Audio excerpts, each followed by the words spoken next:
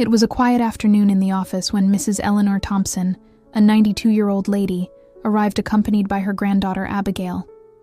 As a urologist for 15 years, I had already seen thousands of patients, but something about this lady instantly caught my attention. Her blue eyes sparkled with surprising vitality, and her smile conveyed a wisdom that only years can provide. Abigail explained that her grandmother had insisted on meeting me after reading an article I published about intimate health and relationships. "Doctor," said Mrs. Thompson, settling comfortably in the chair, "I have a story to tell that might help many couples these days." At that moment, I realized this wouldn't be a typical consultation. After so many years dedicated to medicine, especially urology and andrology, I learned that the most valuable lessons don't always come from medical books or the international conferences I attended. "You know, doctor," she began, "I was married to the same man for 65 years. We built a life together, overcame challenges, raised children, and most importantly, we kept our connection alive until the very end." Her voice carried a mixture of nostalgia and satisfaction that made me completely forget about the clock. As Dinai, a specialist in sexual medicine, I've always argued that intimacy goes far beyond the physical aspect, but Mrs. Thompson was about to teach me lessons that no international specialization could offer. "Would you like to share your story?" I asked, already imagining the value that account would have for my patients. "Oh, my dear," she replied with a mischievous smile. "That's exactly why I came here. People nowadays think that intimacy is something that's lost over time, as if it were a product with an expiration date. What a mistake." I grabbed my notepad, something I rarely do during consultations since I usually record everything in the electronic medical record. But this moment called for pen and paper. Abigail watched her grandmother with admiration as Mrs. Thompson prepared to share her wisdom. "It all started in 1950, she began, when I met George at a New Year's Eve party. Back then, things were different, but the feelings, those never changed." Her eyes sparkled even more at the mention of her husband's name. What followed was a lesson on love, respect, and complicity that would forever transform my view on relationships. As a doctor, I had always approached intimacy from a scientific perspective, based on evidence and clinical studies. But Mrs. Thompson was about to show me a side that no scientific article had ever fully captured. The secret, doctor, isn't in grand gestures or special occasions. It's in the day-to-day, in the small moments of connection we build. She paused, as if carefully choosing her next words. "George and I developed our own rituals of intimacy over the years. I'm not just talking about the physical aspect, although that's important too. I'm talking about emotional intimacy, the ability to be truly ourselves with each other." Abigail smiled as she heard her grandmother speak so naturally about a topic that many consider taboo, especially for someone her age. As a doctor, I had already noticed that many of the problems I treat in the office have deeper roots than just physical issues. "May I share your story with other patients?" I asked, already envisioning the impact this wisdom could have. "But of course, my dear. That's why I came here. I've learned so much over these years. It would be selfish to keep it all to myself." That's how a series of meetings began that would change not only my medical practice, but also the lives of various couples I treat. Mrs. Thompson had much more to teach, and I was ready to learn. The wisdom she shared in the following weeks would form the basis of a new approach to intimacy and relationships, one that combines medical knowledge with the real experience of decades of true love. The following week, Mrs. Thompson returned to the office, this time alone. "Abigail insisted on accompanying me," she commented with a smile. "But I told her I needed this moment alone with you, doctor." I offered a cup of tea, which she gratefully accepted, and we prepared for another afternoon of learning. "You know, doctor, when I met George, we were young and inexperienced. But there was something that set us apart from other couples from the beginning. our willingness to talk about everything, absolutely everything. She paused to take a sip of tea. This included our fears, insecurities, and yes, our desires. As a doctor specializing in men's health and sexual medicine, I always emphasize the importance of communication to my patients.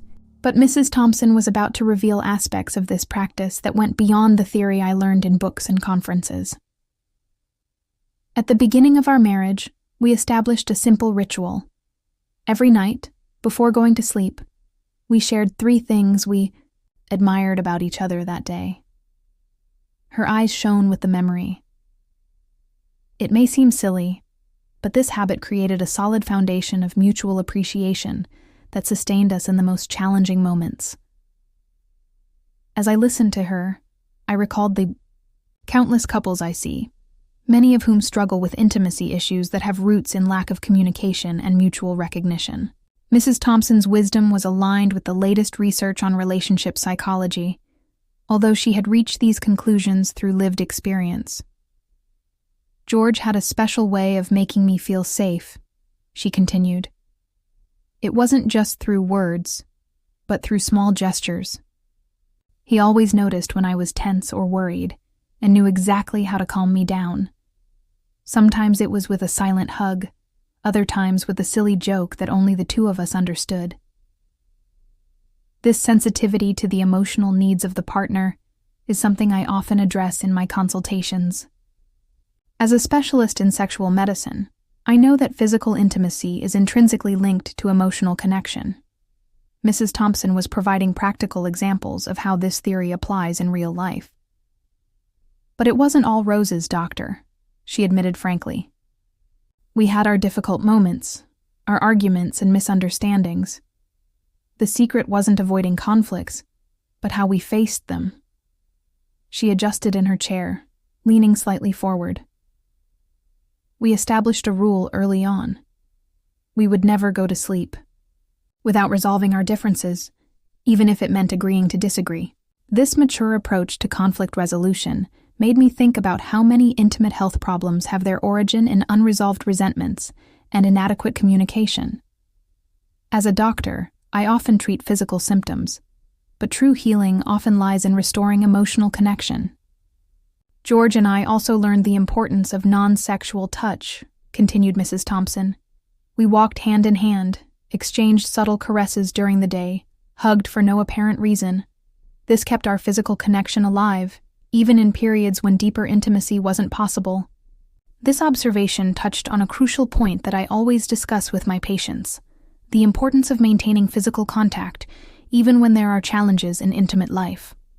As a specialist in andrology, I often treat men who face physical difficulties, and the fear of losing connection with their partner often exacerbates their problems.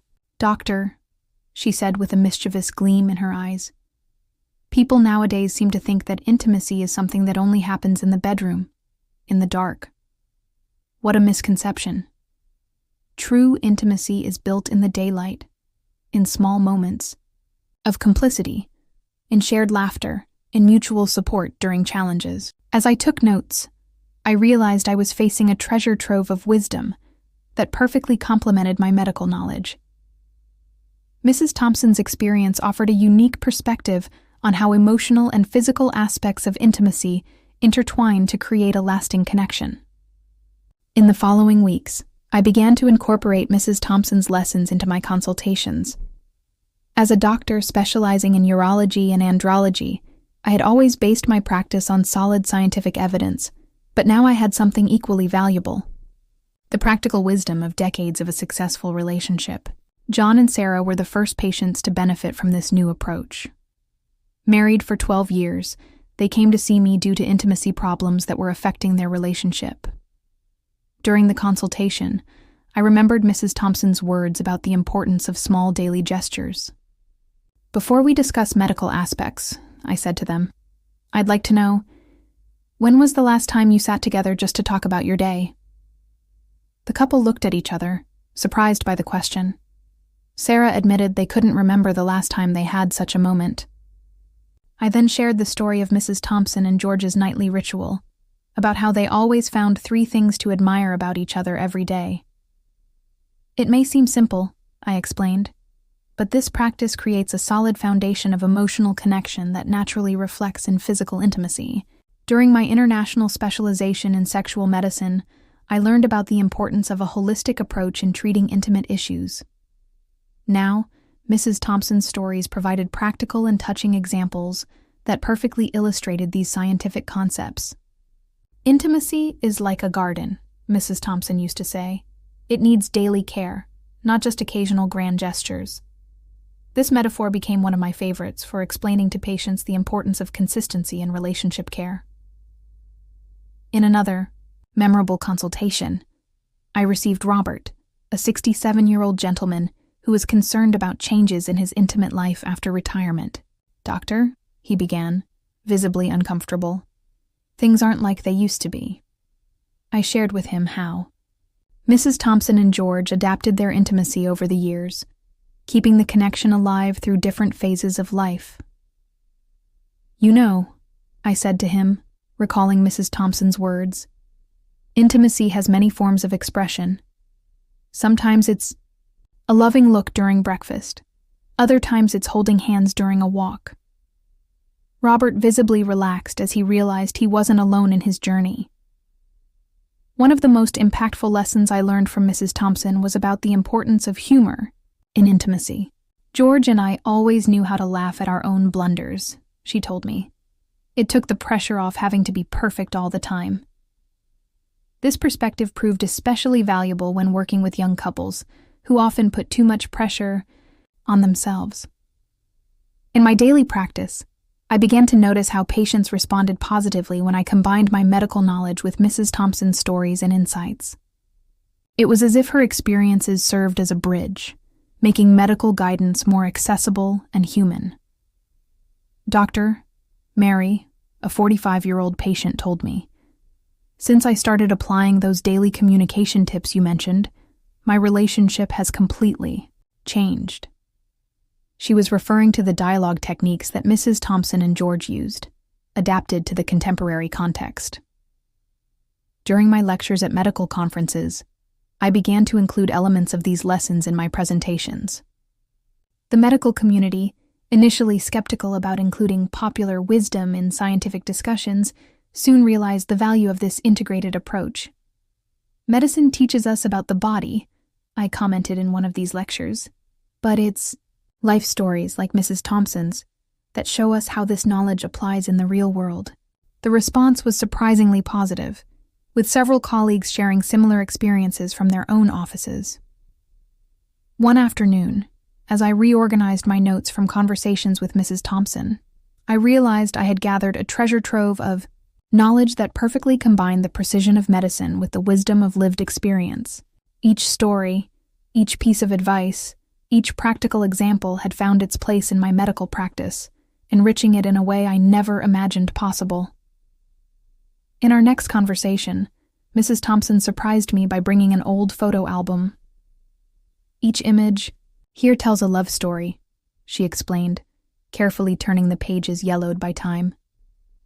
"But not just the obvious stories you see in wedding or anniversary photos. It's the stories of the moments between the photographs that really matter." This observation made me reflect on how, in my medical specialty, we often focus on the big moments or specific problems, when in fact, it's the small daily moments that build the foundation of a healthy relationship. "George and I had an agreement," she continued, showing a photo where the two appear dancing. "Every Thursday night, no matter what happened, we danced together in the living room. Sometimes for just 5 minutes, other times for a whole hour. It was our special moment of connection." This type of regular intimacy ritual is something I started recommending to my patients. As a specialist in sexual medicine, I know that regularity and predictability can be powerful tools in building and maintaining intimacy. "The secret, Doctor," explained Mrs. Thompson, "is that these moments weren't about performance or obligation. They were about being present for each other, about creating memories together." She smiled as she showed another photograph, this time of the couple, on a simple picnic in their backyard. This perspective began to significantly transform my clinical approach. I started including questions about couples' connection rituals in my consultations, not just about their physical or medical challenges. I remember a particularly challenging time, Mrs. Thompson shared, when George faced health problems. Many couples grow apart during these difficulties, but we discovered that it was precisely these moments that could bring us even closer together. Her experience echoed something I always observed in my medical practice: how health challenges can either strengthen or weaken relationships, depending on how the couple chooses to face them together. We developed our own love language during that period, she continued. When words were difficult, we communicated through small gestures: a coffee prepared in the morning, a loving note on the nightstand, a gentle touch on the shoulder as we passed by.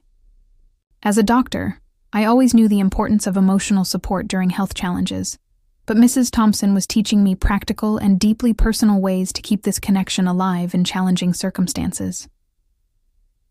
True intimacy, she reflected, is like a continuous dance.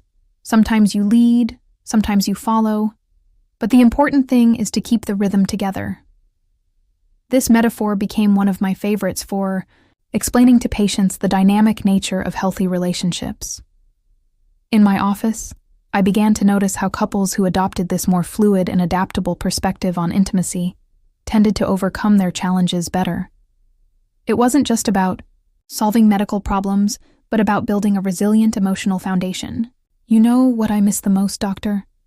Mrs. Thompson asked, her eyes shining with memories. The laughter. George had the gift of finding humor in the most unlikely situations. That helped us get through so many difficult moments. This emphasis on humor and lightness as important elements of intimacy revolutionized my understanding of sexual health and relationships. As a specialist, I had always focused on the technical and medical aspects, but now I better understood the crucial role of joy and spontaneity. True intimacy, Mrs. Thompson concluded that day, is built in moments of shared vulnerability. It's when we allow the other to see us exactly as we are, with our imperfections and fears, that we create the deepest connections. Her words made me completely rethink my professional approach. I realized that, as a doctor, I wasn't just treating physical conditions, but participating in a much deeper journey of human connection and emotional healing. On a particularly significant afternoon, Mrs. Thompson arrived at the office with a special gleam in her eye. "Doctor," she began, "today I want to talk about something that many couples neglect over the years: the ability to reinvent themselves together. As a specialist in sexual medicine and urology, I often encounter couples who have lost this capacity for renewal in their relationships. Mrs. Thompson's wisdom on this topic would be especially valuable for my clinical practice." George and I had a special agreement, she continued, settling into her favorite chair in the office. Every 5 years of marriage, we would propose to learn something new together. We've taken dance classes, gardening, cooking, and we even tried to learn Italian when we completed 50 years of marriage. This intentional approach to joint growth caught my attention. In my medical experience, I observe that many intimacy problems arise when couples stop evolving together, contenting themselves with a predictable and often impoverished routine. The secret wasn't in the activity itself, explained Mrs. Thompson, but in the process of being learners together again. It put us in a position of shared vulnerability, of mutual discovery. Do you know what that does to a relationship, Doctor?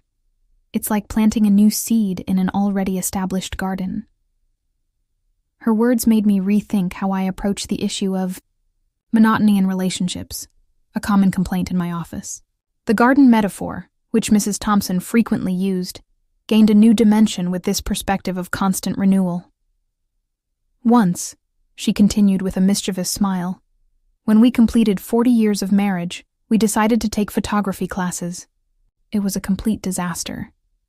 Neither of us had any talent for it, but we laughed so much at our clumsy attempts that it ended up becoming one of the most memorable experiences we shared. This particular story became part of my counseling repertoire. As a doctor, I learned that sometimes shared failure can be as valuable as success in building intimacy. The important thing, emphasized Mrs. Thompson, is to keep curiosity about each other alive. People change over time, Doctor. If we don't stay interested in discovering who our partner is becoming, we miss the chance to grow together. In my consultations, I began to incorporate questions about how couples maintain their curiosity about each other. The answer, or lack thereof, often revealed a lot about the current state of the relationship. George had a notebook, she shared, pulling a small book from her purse, where he wrote down new things he discovered about me, even after decades together. It may seem silly, but he always said I was a mystery he would never finish unraveling. Carefully flipping through the notebook, we found simple but deeply touching notes. Eleanor smiles differently when she talks about the grandchildren. I discovered today that she has a small dimple that only appears when she laughs in surprise. She developed a new habit of singing while cooking. You see, Doctor, she pointed to one of the last notes. Even after 60 years together, he still found new things to observe and appreciate about me. That makes all the difference in how we feel desired and valued in the relationship. This lesson about continuous observation and appreciation became fundamental in my therapeutic approach. As a specialist in sexual medicine, I always knew the importance of desire in relationships, but Mrs. Thompson was teaching me about its deeper roots. True intimacy, she reflected, is like an improvised dance. You need to always be attentive to the other's movements, ready to learn new steps, but also confident enough to lead when necessary.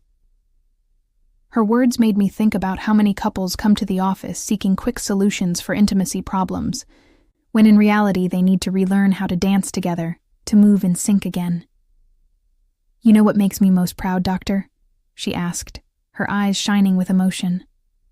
It's seeing how each new experience we shared, each new learning, each discovery, strengthened not only our connection, but also our individuality.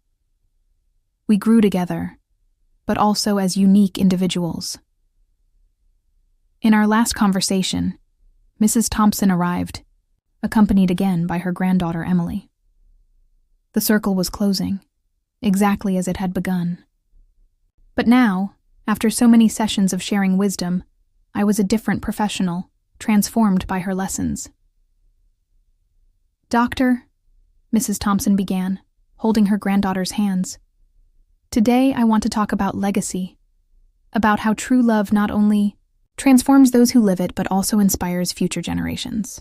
Emily smiled, clearly moved by her grandmother's words. As a doctor specializing in urology and andrology, I had always focused on leaving a professional legacy through research and scientific publications. But Mrs. Thompson was teaching me about a different kind of inheritance, the wisdom of enduring love. Each couple that passes through your office, she continued, has the opportunity to create not only their own love story, but to positively influence everyone around them. It's like planting a tree whose fruits will feed future generations. This perspective completely changed my professional approach. I began to see each consultation not just as an opportunity to treat medical issues, but as a moment to sow lasting transformations.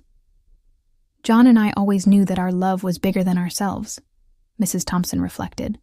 It was something that overflowed and touched the lives of our children, grandchildren, friends, and even strangers who crossed our path. Now, through you, Doctor, it will continue to touch even more lives. Emily then shared how her grandparents' example influenced her own view of relationships. I grew up observing their love, Doctor. The way they looked at each other, how they treated each other, how they kept the flame alive even after so many years. That taught me more about true love than any book or romantic movie. As a specialist in sexual medicine, I had always emphasized the importance of physical and psychological aspects of intimacy. But Mrs. Thompson taught me about an additional dimension, the intergenerational impact of well-cultivated love. You know, Doctor, she said, adjusting herself in the chair. Each small gesture of love we share has the power to inspire others to believe in true love. It's not just about John and me, or about any specific couple. It's about keeping alive the hope in the transformative power of love. Her words made me reflect on all the couples I had treated, on how each success story becomes a source of inspiration for others who are still struggling with their challenges. The true test of a relationship, Mrs. Thompson continued, is not how long it lasts, but how much love it generates and spreads throughout the world. John and I were blessed to share 65 years together, but the most important thing is the love we managed to sow during that time. This perspective on the broader impact of love transformed my understanding of the role of intimacy in relationships. It wasn't just about the individual happiness of the couple, but about creating a legacy of love that could inspire and guide others. Doctor, Mrs. Thompson concluded with a special sparkle in her eye, continue sharing these lessons.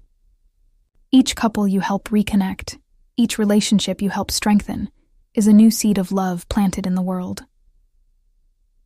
As a health professional, I had always sought to base my practice on solid scientific evidence.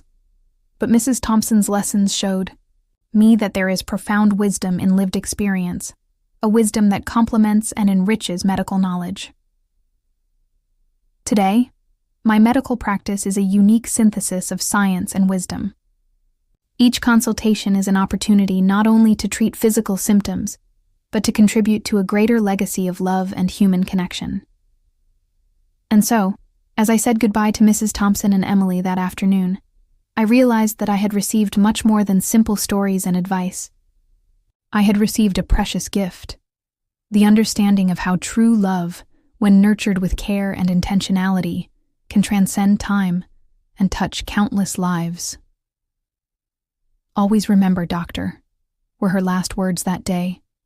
Love is the greatest healing force that exists, and each of us has the power to be a channel of that force in the world. As I watched Mrs. Thompson and Emily leave my office, I felt a profound sense of gratitude and responsibility. The wisdom she had shared with me over these months wasn't just meant for my personal growth, but to be passed on to every couple I would encounter in my practice. In the weeks that followed, I found myself integrating Mrs. Thompson's lessons into every aspect of my work. During a consultation with a young couple struggling with intimacy issues, I shared the story of how John and Mrs. Thompson always found something new to appreciate about each other, even after decades together. The couple left with a renewed sense of hope and a commitment to rediscover each other. Another day, while counseling a middle-aged man dealing with erectile dysfunction, I recounted Mrs. Thompson's insights about how true intimacy goes beyond physical connection. This perspective helped him see his condition not as a barrier to intimacy, but as an opportunity to explore new ways of connecting with his partner. As my practice evolved, I noticed a significant change in how couples responded to treatment. They were not just addressing their physical concerns, but were actively working on strengthening their emotional bonds. The ripple effect of Mrs. Thompson's wisdom was tangible in the smiles of reconnected couples and the renewed hope in their eyes. Inspired by Mrs. Thompson's legacy, I decided to start a series of workshops for couples in our community. These sessions combined my medical expertise with the timeless wisdom she had shared. We explored topics like maintaining curiosity in long-term relationships, the importance of shared vulnerability, and how to keep the spark alive through life's challenges. The response was overwhelming. Couples of all ages and backgrounds attended, eager to learn and grow together. In these workshops, I saw Mrs. Thompson's vision of love as a healing force come to life. Strangers became friends, sharing their own stories and supporting each other's journeys. One evening, after a particularly moving workshop, I received a call from Emily, Mrs. Thompson's granddaughter. "Dr. Anderson," she said, her voice filled with emotion, "I just wanted to thank you for continuing my grandmother's work. She would be so proud to see how her lessons are touching so many lives." This call reinforced my commitment to honoring Mrs. Thompson's legacy. I realized that through my work, her wisdom would continue to inspire and guide couples for generations to come. As I reflect on my journey with Mrs. Thompson, I am struck by how profoundly one person's experiences can shape the lives of so many others. Her stories, her insights, and her unwavering belief in the power of love have not only transformed my practice, but have also touched the lives of countless couples seeking to build stronger, more fulfilling relationships. In the years since our last meeting, I've come to understand that true healing in relationships often comes from a combination of medical knowledge and the kind of wisdom that can only be gained through a lifetime of love and experience. Mrs. Thompson's lessons continue to guide me, reminding me daily of the profound impact that genuine connection and enduring love can have on our lives and the world around us. As I close my office each evening, I often think of Mrs. Thompson's final words to me. Love is the greatest healing force that exists, and each of us has the power to be a channel of that force in the world. These words have become my personal mission statement, driving me to continually seek ways to spread love and healing through my work and my life.